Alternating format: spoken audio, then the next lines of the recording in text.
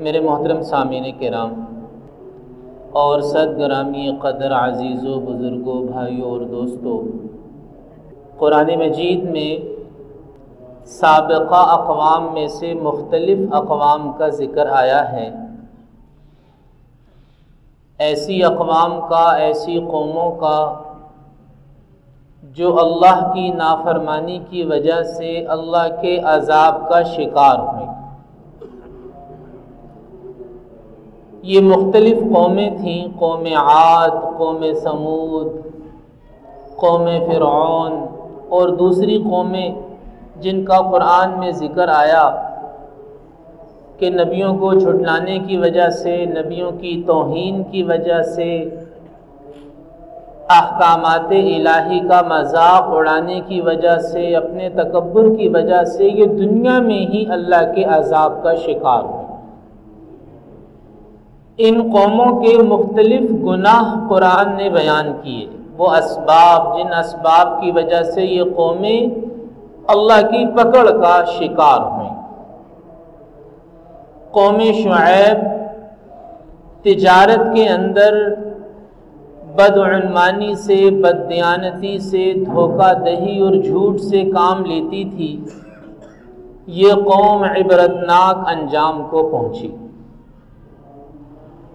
قوم عاد، حضرت ہود علیہ السلام کی قوم، یہ اپنی جسمانی طاقت کی وجہ سے تکبر اور غرور کا شکار ہو گئی۔ ایسی اکڑ کہ انہوں نے کہا کہ من اشد منا قوہ، ہم سے بڑا طاقتور کون ہے؟ اللہ کی طرف سے جواب آیا، اللہ الذی خلقہم هو اشد منہم قوہ، وہ اللہ جس نے انہیں پیدا کیا ہے وہ ان سے بڑا طاقتور ہے۔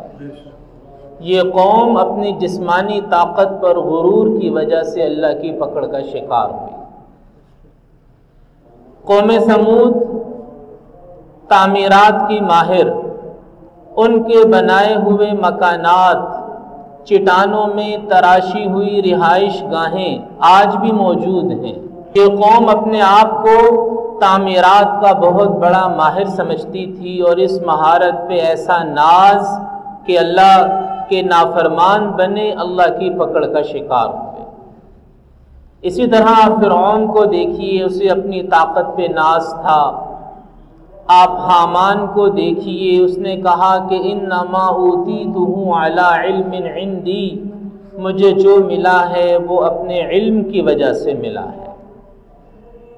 تو یہ مختلف، یہ ہیں مغضوب علیہم لوگ، مغضوب علیہم قومیں جن پر اللہ کی پکڑ نازل ہوئی، اللہ کا عذاب نازل ہوا۔ ایک قوم ایسی ہے کہ جس قوم پر ایک نہیں، دو نہیں، بلکہ قرآنی بیان کے مطابق 3 عذاب نازل ہوئے۔ اور ماہرین آثار قدیمہ، مسلمان ہی نہیں بلکہ غیر مسلم ماہرین آثار قدیمہ، وہ اس قوم کے بارے میں یہ کہتے ہیں کہ اس قوم کی سرزمین آج بھی اللہ کی پکڑ میں ہے۔ وہ سرزمین آج بھی ویران ہے، نحوست کا شکار ہے، آج بھی وہاں زلزلے آتے ہیں، آج بھی آتش فشاں پھٹتے ہیں، آج بھی اس علاقے کو بحر میت کہا جاتا ہے، ڈیڈ سی، جہاں زندگی کا نام و نشان نہیں ہے۔ یعنی 3 عذاب تو وہ ہیں جو قرآن نے بیان کیے جو اس قوم پر نازل ہوئے، اور ایک عذاب وہ ہے جو قیامت تک ان کے پیچھے ہے اور ان کی بربادی اور تباہی اور ان کے زوال کی داستان بیان کر رہا ہے۔ اس قوم کا نام ہے قوم لوط، حضرت لوط علیہ السلام کی قوم۔ یہ قوم اللہ کی ایسی گرفت کا شکار ہوئی، اس پہ اللہ کی ایسی پکڑ نازل ہوئی کہ اللہ نے اسے نشان عبرت بنا دیا قیامت تک آنے والے انسانوں کے لیے۔ اس قوم کا جرم کیا تھا؟ اس قوم کا قصور کیا تھا؟ کسی نے تو تجارت میں بدی کو اپنی طاقت پہ ناز تھا، کسی کو اپنے مال اور اپنے سرمایے پہ ناز تھا، کسی کو اپنے حسن و جمال پہ ناز تھا۔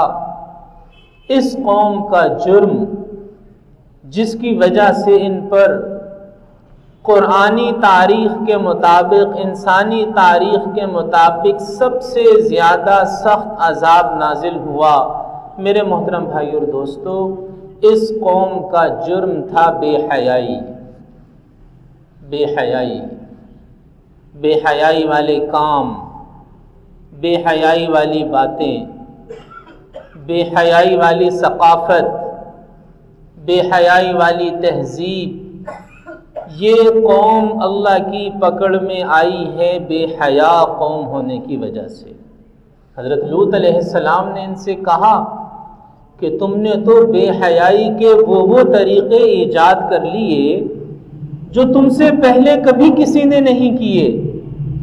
لوگ تعمیرات کا فن ایجاد کرتے ہیں، چیزیں ایجاد کرتے ہیں، تم نے تو بے حیائی کے نت نئے طریقے ایجاد کر لیے جو تم سے پہلے کبھی کسی نے نہیں کیا۔ یہ قوم عملی بے حیائی کا شکار، یہ قوم زبانی بے حیائی کا شکار، گندی باتیں کرنے کو، بے حیائی کی باتیں کرنے کو، فحاشی کی باتیں کرنے کو بڑے فخر اور بڑے اعزاز سے بیان کرتے تھے۔ عملی طور پہ بے حیا، زبانوں سے نکلنے والی باتیں بے حیائی کی، اور سوچ بھی بے حیا۔ یہ سوچ بے حیائی والی سوچ ہی کا نتیجہ تھا کہ ان بے حیائیوں کا ارتکاب کیا جو ان سے پہلے کبھی کسی نے نہیں کیا تھا۔ بے حیا جب بنے اور اس بے حیائی پر جب اصرار کیا اور اس بے حیائی کو جب اپنے لیے فخر سمجھا تو پھر اللہ کا فیصلہ آیا۔ اللہ مہلت دیتا ہے سنبھلنے کی، اللہ ڈھیل دیتا ہے کہ شاید یہ اچھے ہو جائیں، اچھے انسان بن جائیں، لیکن جب کوئی قوم بے حیائی پر اور نافرمانی پر ڈٹ جاتی ہے، ڈھیٹ بن جاتی ہے، پھر اللہ کا فیصلہ آیا۔ فَأَخَذَتْهُمُ الصَّيْحَةُ مُشْرِقِينَ۔ اللہ تعالیٰ سورۃ الحجر میں فرماتے ہیں کہ سب سے پہلے تو ایک چیخ آئی اور اس چیخ نے ان کے دلوں کو لرزا دیا، دل پھٹنے لگے۔ سب سے پہلے ایک چیخ آئی، اس کے بعد فَجَعَلْنَا عَالِيَهَا سَافِلَهَا، ان کی بستی کو، ان کے شہر کو الٹ دیا گیا۔ فَجَعَلْنَا عَالِيَهَا سَافِلَهَا، بستی کو الٹ دیا گیا، اور پھر اس کے بعد وَأَمْطَرْنَا عَلَيْهِمْ حِجَارَةً مِّن سِجِّيلٍ، ان پر نوکیلے پتھروں کی آسمان سے بارش ہوئی۔ 3 عذاب ایک مقام پر اللہ نے قرآن میں بیان فرمائے۔ سورۃ الحجر میں چیخ آئی، فَأَخَذَتْهُمُ الصَّيْحَةُ مُشْرِقِينَ، چیخ آئی، فَجَعَلْنَا عَالِيَهَا سَافِلَهَا، بستی کو پلٹ کے رکھ دیا، نیچے کا اوپر، اوپر کا نیچے، اور پھر وَأَمْطَرْنَا عَلَيْهِمْ حِجَارَةً مِّن سِجِّيلٍ، آسمان سے ان پر نوکیلے پتھروں کی بارش ہوئی۔ 3 عذاب ایک ہی وقت میں۔ اور آج بھی اردن کے علاقے میں جہاں قوم لوط آباد تھی، آج وہ بے آباد جگہ ہے، وہ جگہ رہائش کے قابل نہیں ہے۔ اس کے ساتھ جو سمندر ہے اسے بھی ڈیڈ سی کہا جاتا ہے، بحر میت کہا جاتا ہے، کہ سمندر کے اس حصے میں وہاں کوئی جاندار نہیں بچتا، مچھلیاں مر جاتی ہیں، آبی مخلوقات مر جاتی ہیں، جو خشکی کا حصہ ہے ویران ہے، بنجر ہے، کسی قسم کی نباتات کے قابل نہیں ہے۔ وہاں سے جب انسان گزرتا ہے تو ایک عجیب سی ویرانی اور اداسی اور وحشت محسوس ہوتی ہے۔ اور زلزلوں کے لیے بھی وہ جگہ مشہور ہے، وہاں اب تک زلزلے آتے ہیں، اب تک وہ علاقہ زلزلوں کی زد میں رہتا ہے۔ جس جگہ قوم لوط آباد تھی، ایسی اللہ کی نافرمانی کی کہ اللہ کا ایسا عذاب آیا، ایسی پکڑ آئی کہ قیامت تک کے لیے اللہ نے ان کو نشان عبرت بنا دیا۔ بے حیائی، فحاشی، شرم و حیا کے دامن کو تار تار کرنا، عزتوں سے کھیلنا، عصمتوں کو پامال کرنا، نظروں کو بے حیا بنانا، اپنی زبان کو بے حیا بنانا، اپنے کانوں کو، سوچ کو بے حیا بنانا، یہ اتنا بڑا جرم ہے کہ اللہ نے اس قوم کو ایسا عبرت کا نشان بنایا۔ تو میرے محترم بھائی اور دوستو، بے حیا معاشرے، بے حیا قومیں وہ اللہ کی پکڑ کا دنیا میں بھی شکار ہوتی ہیں۔ اللہ تعالیٰ سورۃ النور میں فرماتے ہیں ان الذین ان تشیع الفاحشۃ فی الذین آمنوا، وہ لوگ جو ایمان والوں میں بے حیائی پھیلانا چاہتے ہیں، لہم عذاب علیم، ان کے لیے دردناک عذاب ہے، فی الدنیا والآخرہ، دنیا میں بھی اور آخرت میں بھی۔ یعنی بے حیائی پھیلانے والوں کے لیے اللہ نے قرآن میں اس سزا کا اعلان کیا سورۃ النور کی آیت نمبر 19 میں کہ لہم عذاب علیم فی الدنیا والآخرہ، دنیا میں بھی دردناک، المناک عذاب کا شکار ہوں گے اور آخرت میں بھی المناک عذاب کا شکار ہوں گے۔ واللہ یعلم وانتم لا تعلمون، بڑا قابل غور جملہ ہے کہ اللہ جانتا ہے، تم نہیں جانتے۔ یعنی بے حیائی کا ارتکاب کرنے والا عام طور پر اس گناہ کو چھپ کے کرتا ہے، خلوت میں کرتا ہے۔ اللہ تعالیٰ فرماتے ہیں کہ وہ خلوتیں انسانوں کے لیے خلوتیں ہو سکتی ہیں، وہ تنہائیاں انسانوں کے لیے تنہائیاں ہو سکتی ہیں، وہ اندھیرے انسانوں کے لیے اندھیرے ہو سکتے ہیں۔ واللہ یعلم، اللہ تو جانتا ہے، اللہ جانتا ہے، وانتم لا تعلمون، لیکن تم نہیں جانتے۔ اور جہاں اللہ نے نگاہوں کو جھکانے کا حکم دیا وہاں بھی فرمایا کہ واللہ خبیر بما تصنعون، نگاہوں کو جھکانے کا حکم آیا، اپنی شرم و حیا کی حفاظت کا حکم آیا، ساتھ اللہ نے فرمایا کہ واللہ خبیر بما یصنعون، جو وہ کرتے ہیں اللہ سب جانتا ہے، خوب اچھی طرح جانتا ہے۔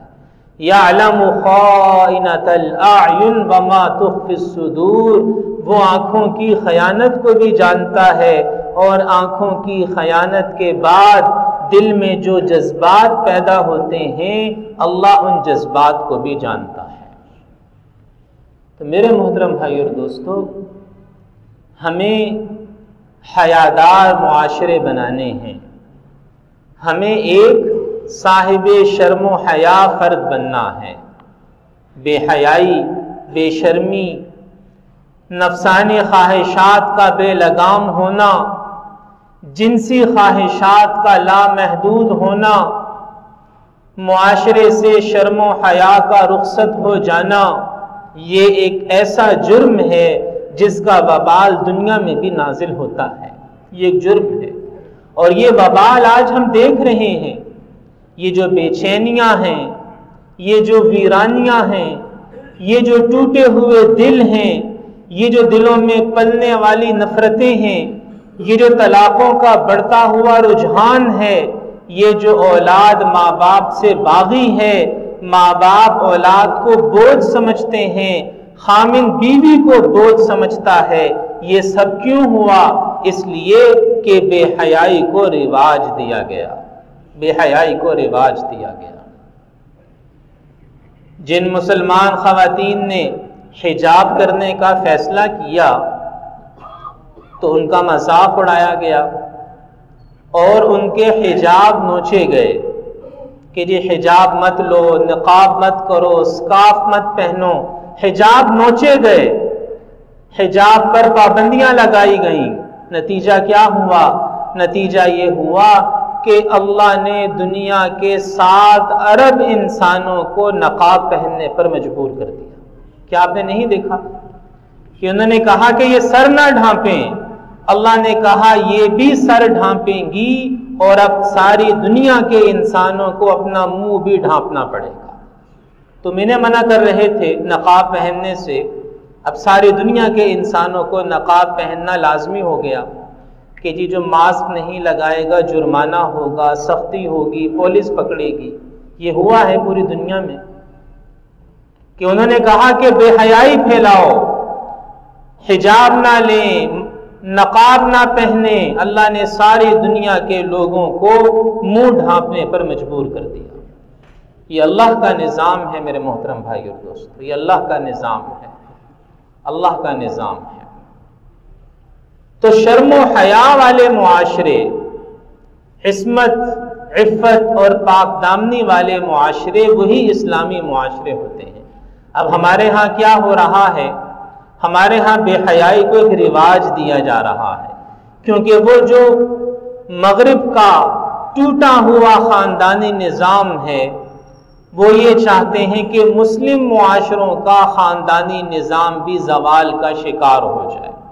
جو دکھایا جا رہا ہے وہ بے حیائی کی تعلیم ہے، جو سکھایا جا رہا ہے وہ بے حیائی کی ترغیب ہے، اور پھر بے حیائی کے دن منانے کی ترغیبیں دی جاتی ہیں کہ جی یہ ویلنٹائن ڈے ہے۔ اس کا کیا مطلب ہے؟ اس کا مطلب یہ ہے کہ یہ محبت کا دن ہے۔ اچھا محبت کا دن ہے تو کیا اس دن تمہیں ماں باپ یاد آئے؟ نہیں۔ رشتہ دار بہن بھائی یاد آئے؟ نہیں۔ اولاد سے محبت کا اظہار کیا؟ نہیں۔ بیوی تو ویسے ہی ایک بوجھ لگتی ہے، تو یہ کس سے محبت کا دن ہے؟ جی یہ غیر محرم لڑکیوں اور غیر محرم لڑکوں کے ساتھ محبت کے اظہار کا دن ہے۔ لہم عذاب علیم فی الدنیا والآخرہ۔ یہ جو بے حیائی کی ترغیب دینے والے، بے حیائی کی تعلیم دینے والے، بے حیائی کے رستے ہموار کرنے والے ہیں، ان کے لیے دنیا میں بھی دردناک عذاب ہے اور آخرت میں بھی دردناک عذاب ہے۔ یعنی ماں باپ سے تو محبت کا تصور ختم ہو گیا، بیوی کو تو کبھی اس نے محبوبہ سمجھا ہی نہیں، جو اسلام کا حکم تھا بیوی سے محبت کرنے کا۔ بچوں سے محبت کا تصور، بہن بھائیوں سے محبت کا تصور تو ویسے ہی ختم ہو گیا۔ اب جب لفظ محبت بولا جاتا ہے تو ایک ناجائز محبت جو بے حیائی پر مشتمل ہے، جس میں شرم و حیا کی چادر کو تار تار کر دیا جاتا ہے، اب محبت سے مراد وہی محبت رہ گئی۔ ایسے معاشرے میرے محترم بھائی اور دوستو تباہ ہو جایا کرتے ہیں، دنیا میں بھی ان پر اللہ کا عذاب نازل ہوا کرتا ہے۔ اسلامی معاشرہ، اسلامی معاشرے کی خصوصیت کیا ہے؟ اسلامی فرد کی خصوصیت کیا ہے؟ آنکھیں پاک ہوں، نگاہیں پاک ہوں، زبان سے نکلنے والا بول پاکیزہ ہو، دماغ میں پلنے والی سوچ حیادار ہو، حیادار، آنکھیں حیادار، زبان حیادار، دماغ میں پلنے والی سوچ میں حیا، اس کی نفسانی خواہشات، جنسی خواہشات اللہ کے حکم کی پابند ہوں، اور معاشرے میں پیدا ہونے والے ہر بچے کا نسب محفوظ ہو۔ یہ اسلامی شریعت کے مقاصد میں سے ہے کہ جو بچہ دنیا میں آئے اس کا نسب محفوظ ہو، انسان کی عزت اور عصمت محفوظ ہو، اس کی آنکھوں میں حیا، اس کے بول میں حیا۔ ہمارے تو زبان سے نکلنے والے بول بھی بے حیا ہو گئے۔ ہمارے ہاں جو گالیاں دی جاتی ہیں، اگر اسلامی نظام ہو تو ان گالیوں پر کوڑے پڑنے چاہیے، کوڑے۔ جو گالیاں ہیں ہمارے ہاں جو عام طور پہ دی جاتی ہیں، اسلامی عدالتی نظام کی روشنی میں ان گالیوں پر کوڑے پڑنے چاہیے۔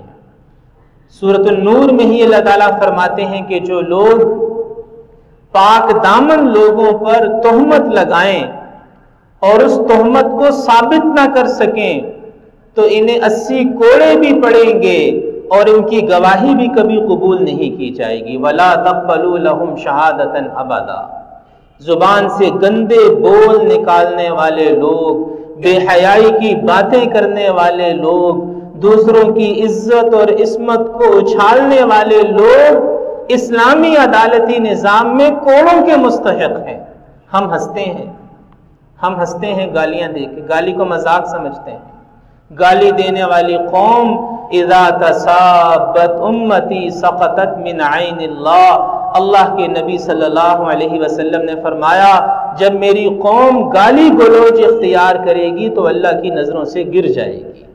بے حیائی کی باتیں کرنے والے لوگ اللہ کی نظروں سے گر جاتے ہیں۔ جو اللہ کی نظر سے گر گیا پھر اسے کون اٹھا سکتا ہے، اسے کون عزت دے سکتا ہے؟ حیادار فرد اور حیادار معاشرہ ہی اسلامی کہلانے کا مستحق ہے، محمدی کہلانے کا مستحق ہے۔ بے حیا معاشرہ، بے شرم معاشرہ، بد زبان معاشرہ نہ اسلامی معاشرہ ہوتا ہے، نہ اس میں بسنے والا فرد اسلامی فرد ہوتا ہے۔ اللہ پاک ہم میں سے ہر ایک کو ان باتوں کو سمجھ کر ان پر عمل کی توفیق عطا فرمائے۔ وآخر دعوانا ان الحمد للہ رب العالمین۔